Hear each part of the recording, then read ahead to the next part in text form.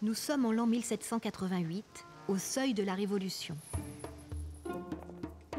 Les ports européens prospèrent grâce au commerce colonial et à la traite négrière.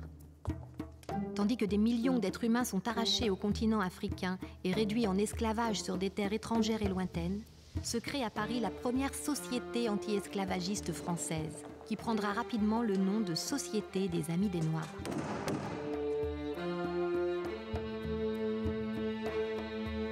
Résolution de l'Assemblée tenue rue Française numéro 3 le 19 février 1788.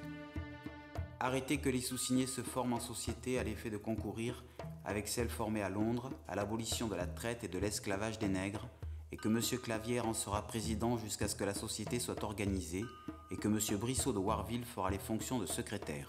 Allons-y, messieurs. Que celui qui a du talent écrit vous parle. Que celui qui a des habitudes à la cour plaide cette grande cause auprès du roi. Que tous concourent d'un commun accord à éclairer et à la fois le gouvernement et le public. Que cette occupation soit constante jusqu'à ce qu'elle ait obtenu la liberté de nos frères. La Société des Amis des Noirs, c'est l'aboutissement d'un processus qui remonte aux années 1740, où pour la première fois, la question de l'esclavage est posée en termes philosophiques, en termes éthiques. L'esclavage est-il conforme au droit? La réponse sera synthétisée par Montesquieu dans l'Esprit des lois, et non.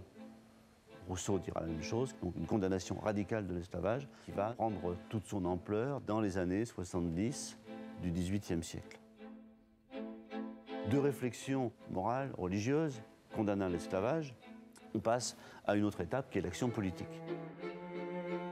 Arrêter que la société aura un comité qui s'assemblera le mardi de chaque semaine et qu'il aura un registre où le travail de chaque séance sera inscrit. La mission honorable que nous venons remplir ici, messieurs, est tellement importante dans son objet que nous nous croirions coupables de différer un seul instant à la déposer dans les mains qui doivent en assurer le succès.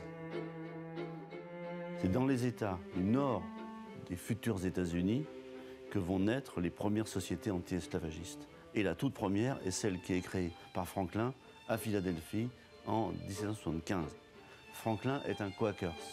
Et les Quakers, dès la fin du XVIIe siècle, ont interdit à leurs membres de posséder des esclaves.